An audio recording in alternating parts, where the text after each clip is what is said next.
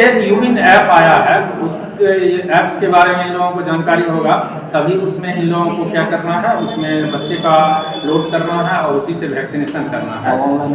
Online registration होगा, इसका online vaccination होगा और ऑनलाइन। कितने ANM का ट्रेनिंग हुआ?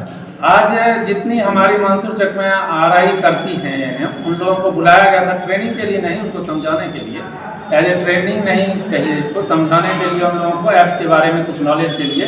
और चूँकि ID बनाना था इन लोगों को और टाइम बहुत कम है, तो इसीलिए इन लोगों का काम, ये लोग स्ट्राइक में नहीं है तो इन लोगों को बुला करके आप देख रहे हैं न्यूज एक्शन बिहार झारखंड और मैं हूँ अमित कुमार। इस समय हम मौजूद हैं मंसूर चक प्रखंड क्षेत्र में स्थित मंसूर चक स्वास्थ्य केंद्र में, और मेरे पीछे आप बहुत सारी महिलाएं भी हैं, जेंट्स भी हैं। मैं आपको यहाँ क्या कुछ मीटिंग के दौरान हुआ है, और मैं आपको बता दूं कि मिशन इंद्रधनुष 7 अगस्त से आरंभ होने वाली है। और मिशन इंद्रधनुष का मुख्य उद्देश्य क्या क्या है, हमारे साथ सर मौजूद है। सबसे पहले तो आपका स्वागत है। मिशन इंद्रधनुष का क्या उद्देश्य है? मिशन इंद्रधनुष का उद्देश्य है, हमारे क्षेत्र में जिस बच्चे का टीकाकरण नहीं हो पा रहा है, किसी वजह से छूट रहा है, मान लीजिए कि कोई पॉकेट जैसे हमारा छूट रहा है, या कोई ऐसी आबादी है जहाँ पर टीकाकरण का परसेंटेज मेरा कम है, तो इसी आबादी को हमको मिशन इंद्रधनुष के तहत वहाँ एक अलग सेशन क्रिएट करके और उस जगह हम टीकाकरण करवा लें, ताकि हमारे सभी बच्चे ये मिशन इंद्रधनुष के तहत टीकाकृत हो जाए, वैक्सीनेट हो जाए। और दूसरा उद्देश्य मिशन इंद्रधनुष का सर हमारे यहाँ ये है कि हमारे यहाँ मीजल्स रूबेला का बहुत सारा केस मिल रहा है। इसका एलिमिनेशन का डेट सरकार तय की थी, जो 2022 के दिसंबर में 2023 के दिसंबर का था। तो इसके लिए हमें चाहिए कि 95% से ज़्यादा मीजल्स का कवरेज होना चाहिए।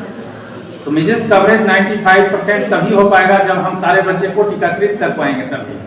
तो इसी के लिए हमने सरकार ने चाहा कि एक मिशन इंद्रधनुष के तहत हम सारे बच्चे को टीकाकरण के, जो छूटे हुए बच्चे हैं उसको टीकाकरण करवाएं, और इसको हम 95 नहीं उससे भी ज़्यादा हम करके और इस एलिमिनेशन में हम लोग हिस्सा करें। मिशन इंद्रधनुष से क्या कुछ लाभ मिलेगा? मिशन इंद्रधनुष से ही सर आपको तो हमने बताया कि मिशन इंद्रधनुष जो है उसमें जो पॉकेट मेरा छूटा हुआ है उस जगह को हम लोग टारगेट करेंगे। जैसे हमारी आशा स्ट्राइक में है, लेकिन स्ट्राइक के बाद जब वो लोग सर्वे करेगी तो उसमें निकल के आएगा कि हमारा कहाँ कहाँ छूट रहा है। कारण बहुत सारा है, अवेयरनेस गैप है या रिफ्यूजल है, तो उन लोगों को हम लोगों को मोबिलाइज करके उन लोगों को टीकाकरण करवाना है।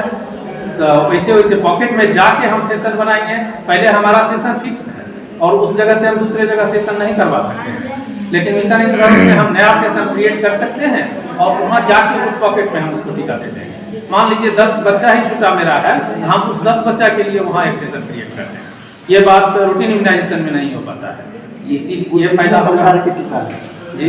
टीकों की संख्या कितनी? अभी तो सर्वे ही नहीं हो पाया, इससे कंफर्म नहीं बता सकते। सर्वे इसका होगा, आशा भी स्ट्राइक में इसलिए सर्वे। और 7 जुलाई से पहले, 7 अगस्त से पहले अभी तक कितना भी सब आदमी किसकी जानकारी दी जा रही है, ट्रेनिंग दी जा रही है? ये एक यूविन ऐप आया है, उस ऐप्स के बारे में इन लोगों को जानकारी होगा, तभी उसमें इन लोगों को क्या करना है, उसमें बच्चे का लोड करना है और उसी से वैक्सीनेशन करना है।